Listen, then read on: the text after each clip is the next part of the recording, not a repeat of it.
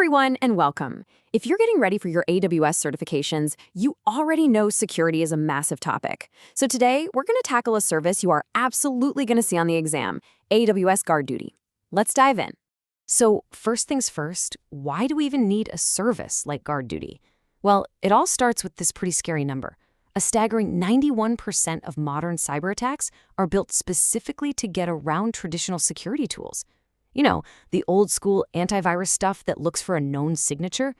That way of doing things, it's just way too slow and reactive for today's cloud environment. And that brings us to the big question for any solutions architect, right? In an environment where servers and containers are popping up and disappearing every minute, how in the world do you keep an eye on everything? Just sticking a firewall at the edge isn't going to cut it anymore. And that, my friends, is where AWS GuardDuty steps in.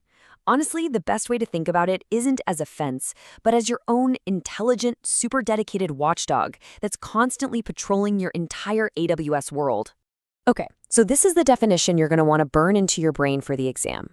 Amazon GuardDuty is an intelligent threat detection service. The two words to really focus on are intelligent, which means it learns what's normal for your account, and continuous monitoring. This isn't a scan you run once a week. It's like having a 24/7 security analyst watching over everything. So what does this watchdog actually have its eyes on?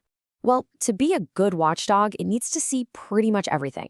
It pulls in and analyzes billions of events from all these different data sources. We're talking network traffic from VPC Flow Logs, every single API call from CloudTrail, DNS lookups, what's happening inside your Kubernetes clusters, who's accessing data in S3, the whole shebang. This massive scope is exactly how it's able to connect the dots when something looks off. And how does it connect all those dots? That's the magic right here.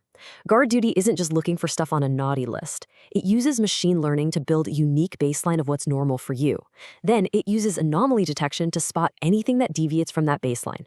And on top of all that, it's constantly fed with up-to-the-minute threat intelligence from AWS's own security teams. This is how it catches not just the known bad guys, but brand new threats too. Now, this brings us to a really important point, and I guarantee you this is something that trips up a ton of people on the exam. We need to get crystal clear on the difference between GuardDuty and another service you've probably heard of, AWS Inspector. Yeah, you might be thinking, hold on a second, security scanning, finding problems, isn't that what AWS Inspector does? And it's a fair question. They sound similar, but they play totally different roles in your security strategy, and knowing which is classic exam material. Let's just break it down with this simple comparison. GuardDuty is all about runtime threat detection. Think of it as your on-duty security guard. It's constantly asking, is someone trying to break in right now? It's watching live activity. Inspector, on the other hand, is about vulnerability management. It's the building inspector who shows up before anything bad happens and asks, are the doors and windows unlocked? Is there a crack in the foundation? It scans for known weaknesses or CVEs in your code and configurations. So here's the easiest way to remember this for the exam, bar none. Think about the life cycle. You use AWS Inspector before you deploy. You scan your EC2 images, your container images, to make sure you aren't shipping code with known holes in it.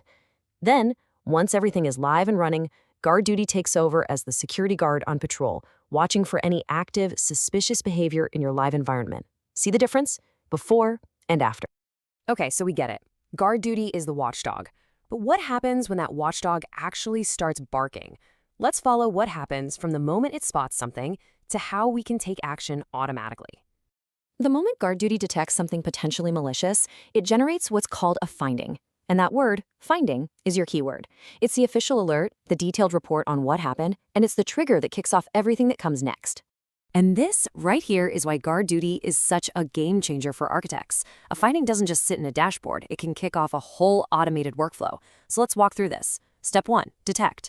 GuardDuty generates a finding, say an EC2 instance is talking to a known malicious IP address. That finding is immediately sent to Amazon EventBridge, which acts like a traffic cop. Step 2, route. EventBridge sees the finding and matches it to a rule you've set up. That rule can then do a couple of things at once. Step 3, notify. It can fire off a message to an SNS topic to text or email your security team. But here's the cool part. Step 4, remediate.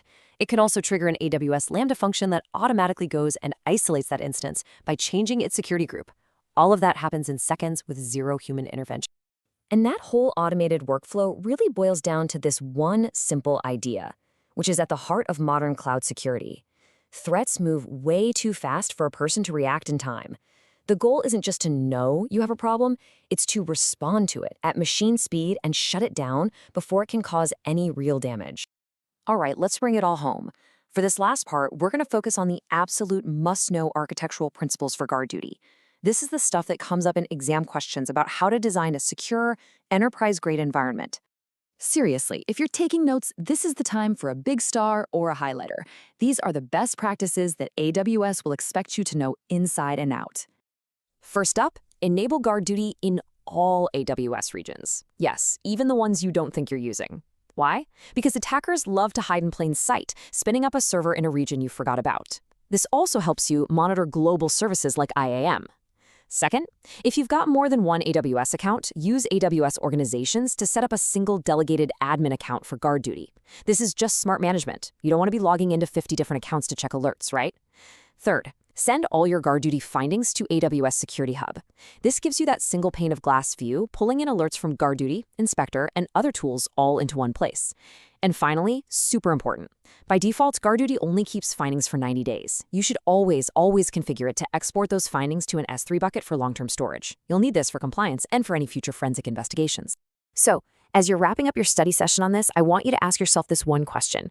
You can design the most resilient, high-performance architecture in the world, but who's standing watch? GuardDuty, that's your watcher. It's the intelligent, automated security guard that's always on patrol, and it is an absolutely critical piece of any secure AWS setup. Good luck with the exam, and thanks for joining.